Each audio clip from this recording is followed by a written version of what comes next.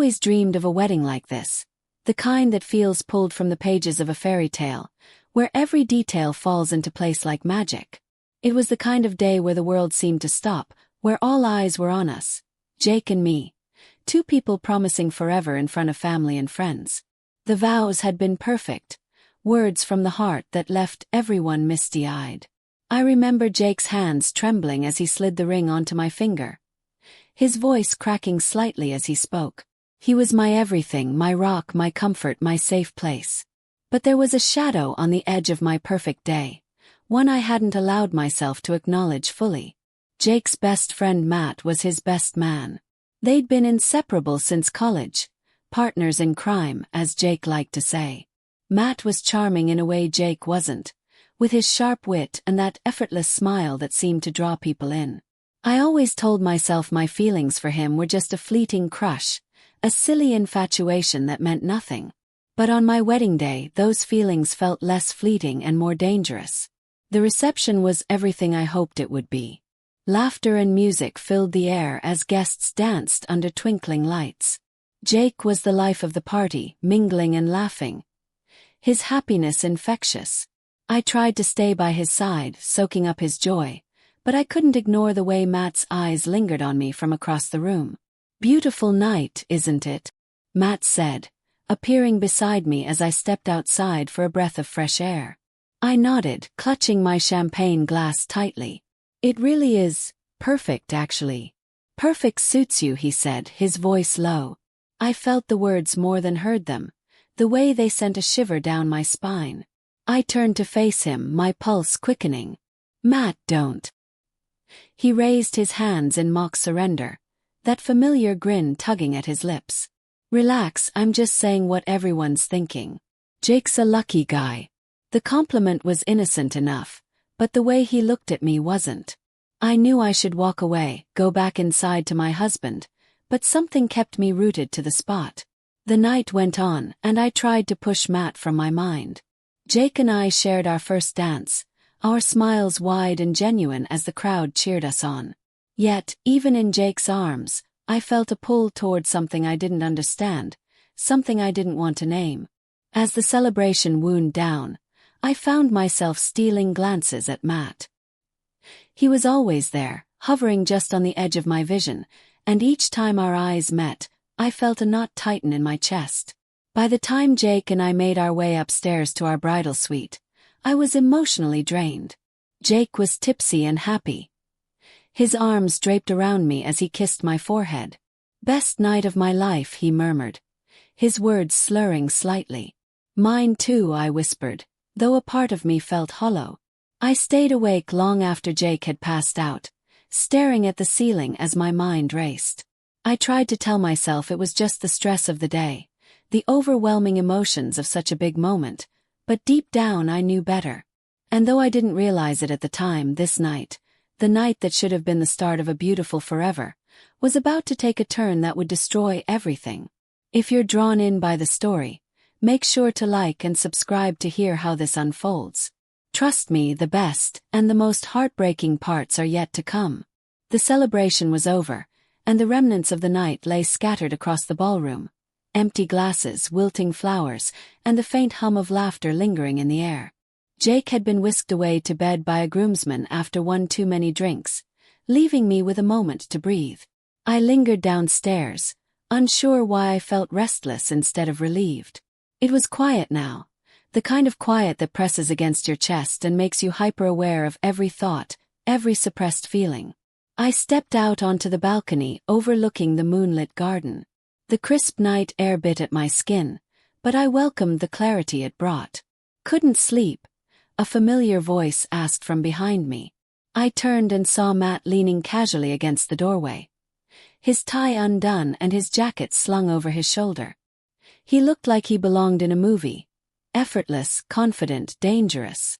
"Jake's out cold," I said, attempting a laugh that sounded hollow even to me. "Too much champagne." Matt smirked and stepped closer. "And you? What's your excuse?" "I don't know," I admitted, folding my arms tightly across my chest. "Just needed some air, I guess." We stood there in silence for a moment, the tension thick between us. Matt broke it with a soft chuckle. You're not like anyone I've ever met, you know that?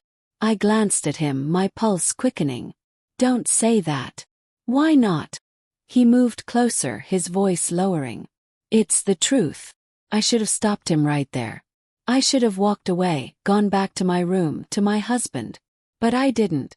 Something in his gaze held me captive, a mix of desire and defiance that I couldn't resist. This is wrong, I whispered, even as my feet refused to move.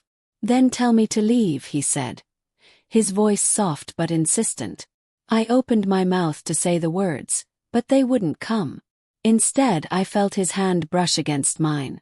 Tentative at first, then firmer. My heart was pounding so loudly I was sure he could hear it. And then it happened, a kiss. A single, reckless kiss that ignited something in me I hadn't felt in years. It wasn't gentle or sweet like Jake's kisses. It was raw, urgent, and intoxicating. Matt, stop, I gasped, pulling away, even as my body betrayed me by leaning toward him. I can't, he admitted, his voice thick with emotion. I've been trying to, for months. But I can't. His words hit me like a punch to the gut. This wasn't just a fleeting moment for him. It was something deeper, something dangerous. Before I could respond, he kissed me again, and this time I didn't pull away.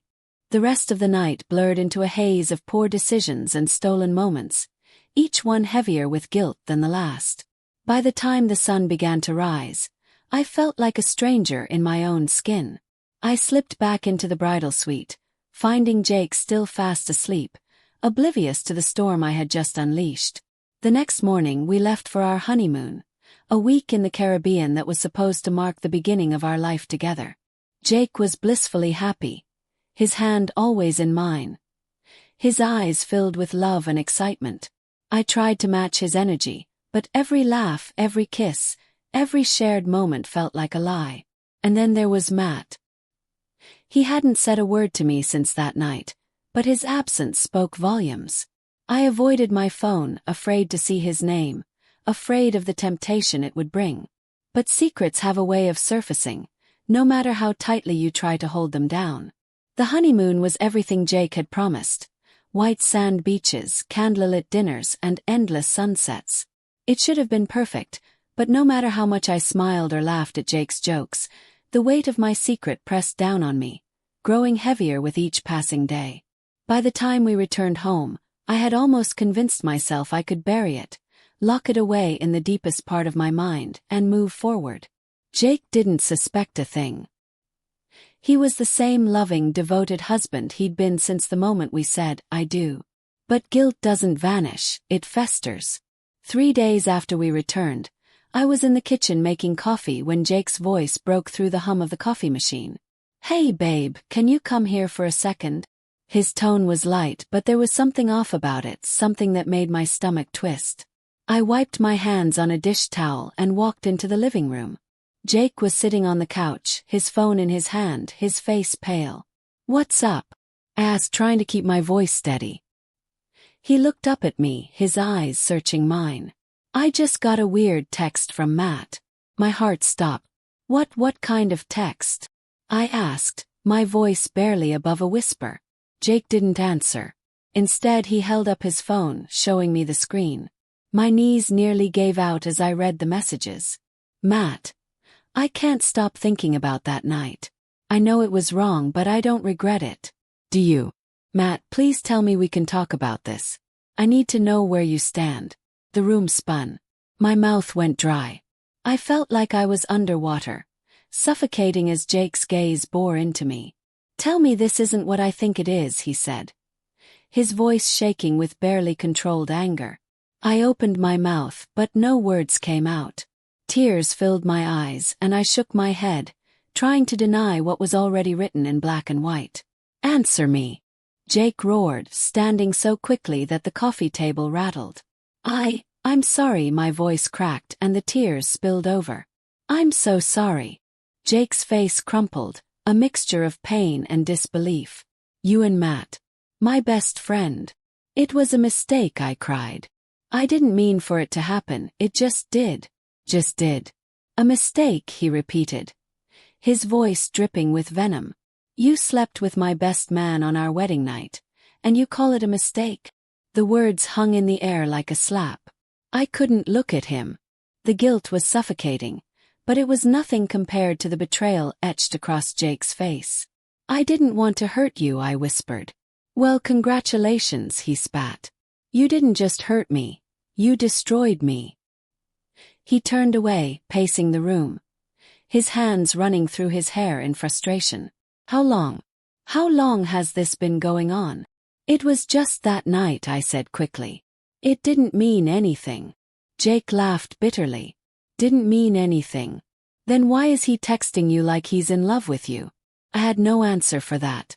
I couldn't explain Matt's messages any more than I could explain my actions. All I knew was that I had crossed a line I could never uncross. Jake stopped pacing and faced me again, his eyes cold. I can't do this, he said. I can't look at you. I can't even be in the same room as you right now. Please, Jake, I begged, reaching for him. Don't do this. We can fix this. We can fix this.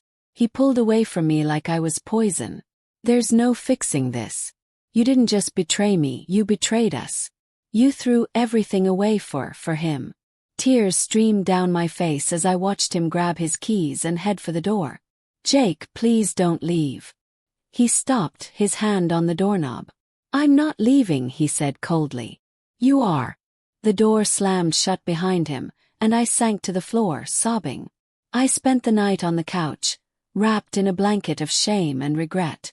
The house felt eerily quiet without Jake's presence, and every tick of the clock echoed like a countdown to the inevitable. My phone buzzed relentlessly on the coffee table, but I couldn't bring myself to pick it up. I already knew who it was, Matt. I ignored his calls, his messages, everything. What could he possibly say that would make this better? That night was a moment of weakness, a colossal mistake, and now it had destroyed the one thing that mattered most to me. Morning came, and with it, a crushing sense of finality. Jake returned home just after dawn.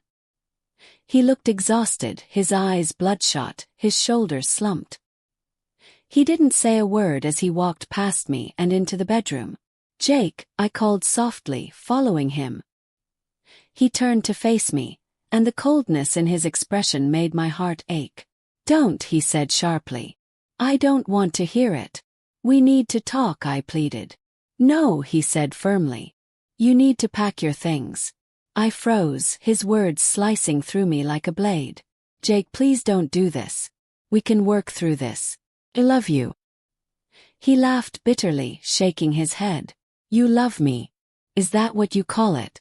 Because I don't know what love looks like to you, but to me, it doesn't look like betrayal on our wedding night. I was drunk, I stammered. I wasn't thinking. It was a mistake. Stop calling it a mistake, he snapped, his voice rising. A mistake is forgetting to buy milk or locking your keys in the car. What you did wasn't a mistake, it was a choice. And now you have to live with the consequences. The tears came again, hot and relentless. I'm begging you, Jake. Don't end this. Don't throw away everything we've built. He looked at me, his expression unreadable. You're the one who threw it away, he said quietly. And I can't be with someone I can't trust. I sank onto the bed, my body trembling. What am I supposed to do now? Jake's jaw tightened, and he turned away. That's not my problem anymore. 2 hours later, I was standing on the front porch, a suitcase in hand and a hollow ache in my chest. Jake stood in the doorway, watching me with an emotionless stare. I'll call you when I file the papers, he said flatly. Jake, my voice broke as I tried one last time to reach him. I'm so sorry. I'll regret this for the rest of my life. Good, he said. You should. The door closed, and with it, the life I thought I would have. Months passed, but the pain didn't fade. I moved into a small apartment on the other side of town, far away from the memories of the life I had ruined. Matt tried to reach out to me a few times, but I never responded. I couldn't face him. I couldn't face myself. Jake filed for divorce, and I signed the papers without contest. What else could I do? I didn't deserve to fight for him, for us. Looking back now, I realize the ripple effect of that one night. I lost everything, my husband, my home, my future. And for what? A fleeting moment of passion that wasn't worth the destruction it caused. Let my story be a cautionary tale. Trust is fragile, and once it's broken, it's almost impossible to repair.